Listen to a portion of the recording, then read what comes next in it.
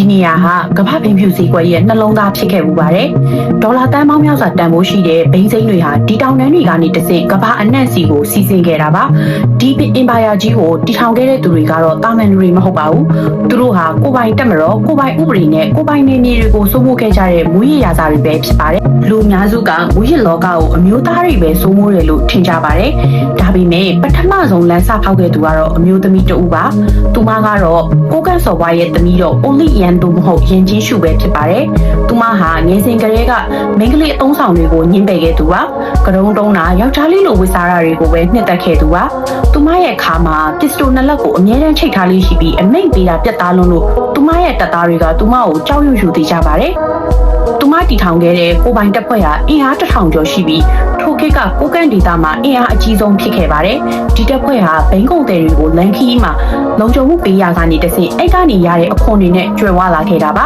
။1950ပြည့်နှစ်တွေမှာမြန်မာပြည်ထဲကိုကျူးကျော်ဝင်ရောက်လာတဲ့ကူမင်တန်တပ်တွေနဲ့သူမဟာမဟာမိတ်ဖွဲ့ခဲ့ပါတယ်။အဲ့ဒီအချိန်တုန်းကကူမင်တန်တွေကို American CIA ကထောက်ပံ့နေတာဖြစ်လို့ Olik Yan ဟာလည်းတွဲဝိုက်တဲ့နည်းနဲ့ခင်မီလက်နက်တွေကိုရရှိခဲ့ပြီးဘိန်းကုန်သွယ်မှုကိုပိုပြီးအားကောင်းစေခဲ့ပါတယ်။သူမဟာထိုခေတ်ကမြမရုပ်ရှင်လောကမှာအလှဆုံးလို့တင်စားကြတဲ့မင်းသမီးဝဝဝင်းရွှေကိုဆွဆွလန်းလန်းနှစ်သက်သူပါမင်းသမီးကိုလက်ဆောင်အကောင်းစားတွေပေးတာကားအကောင်းစားတွေနဲ့လိုက်ပို့တာတွေကြောင့်ထိုခေတ်ကသတင်းစာတွေထဲမှာတော်တော်လေးကိုဟိုးလီတကြော်ကြော်ဖြစ်ခဲ့ပါတယ်1960ခုနှစ်တွေမှာအဖမ်းခံခဲ့ရပြီးထောင်ကလွတ်လာပြီးနောက်ပိုင်းမှာသူမဟာမူရစ်လောကကနေအနားယူသွားခဲ့ပါတယ်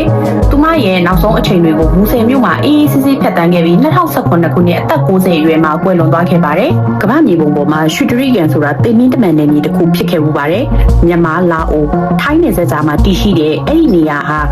ဆယ်စုနှစ်များစွာကြာအောင်ကမ္ဘာဘိန်းဖြူထုတ်လုပ်မှုရဲ့ဗဟိုချက်ဖြစ်ခဲ့ပါတယ်အဲ့ဒီအင်ပါယာကိုတည်ထောင်ခဲ့သူတွေကတော့တကယ့်ကိုအင်အားကြီးမားတဲ့မူရရာဇာတွေပဲဖြစ်ပါတယ်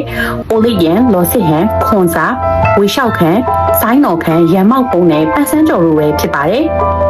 ်နာမည်ကြီးမူရရာဇာလော်စစ်ဟန်ဆိုတာတကယ်တော့အိုလီယန်ရဲ့လက်အောက်ငယ်သားတပည့်အရင်ခောက်ဖြစ်ခဲ့တာပါခွန်စာမတိုင်ခင်ကတည်းကရွှေတရိကန်မှာဩဇာကြီးမားခဲ့သူကတော့ကိုကန့်အမျိုးသားလော်စစ်ဟန်ပဲဖြစ်ပါတယ်သူ့ကိုအမေရိကကလူတွေကဘိန်းဖြူလောကရဲ့နတ်ဖျားလိုတောင်တင်စားခေါ်ဝေခဲ့ကြပါတယ်သူဟာကာကွယ်ရေးတပ်ကနေတဆင့်ဘိန်းပုံသွယ်မှုကိုတရားဝင်နှီးပါလှုပ်ဆောင်ခွင့်ရခဲ့တာပါနောက်ပိုင်းမှာစီးပွားရေးလုပ်ငန်းရှင်ဖြစ်တောင်းပြီး Asia World ကုမ္ပဏီကိုတည်ထောင်ခဲ့ပါတယ်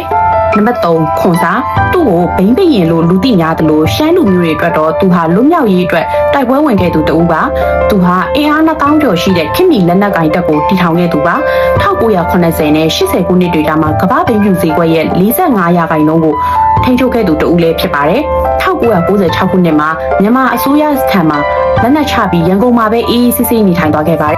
်နံပါတ်4ဝေလျှောက်ခန်သူကတော့ယနေ့ခေတ်အထိဖမ်းလို့မမိသေးတဲ့ ice ခေတ်ရဲ့ဘယင်လို့ခေါ်လို့ရပါတယ်ဝါပြည်သွေးစည်းညီညွတ်ရေးတပ်မတော်ရဲ့ထိပ်ပိုင်းခေါင်းဆောင်တဦးပါ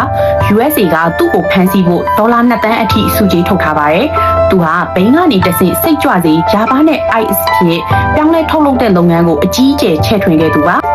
နံပါတ်5ဆိုင်းတော်ခန်သူကတော့မဲခေါင်ဟိုတယ်ဆိုတဲ့ရုပ်ရှင်အောင်ထွက်တဲ့အထိနာမည်ကြီးခဲ့ပါတယ်မဲခေါင်မြေကြောင်းတစ်လျှောက်စိုးမိုးခဲ့သူပါ2011ခုနှစ်မှာတရုတ်သင်းမောသား73ဦးကိုတပ်ဖြတ်ခဲ့တဲ့မဲခေါင်မြေကြောင်းတပ်ဖြတ်မှုကြောင့်နာမည်ဆိုးနဲ့ကြော်ကြားခဲ့ပါတယ်နောက်ပိုင်းတရုတ်ရဲတပ်ဖွဲ့ကဖမ်းဆီးမိပြီးကွပ်မျက်ခြင်းခံခဲ့ရပါတယ်နံပါတ်6ရန်မောက်ဖုံကိုကန့်ဒေတာကလော်စစ်ဟန်ရဲ့ပြိုင်ဘက်တဦးလို့ပြောလို့ရပါတယ်သူဟာလည်းကိုကန့်ကာကွယ်ရေးတပ်တွေထဲမှာအာဏာရှိခဲ့သူတဦးဖြစ်ပြီး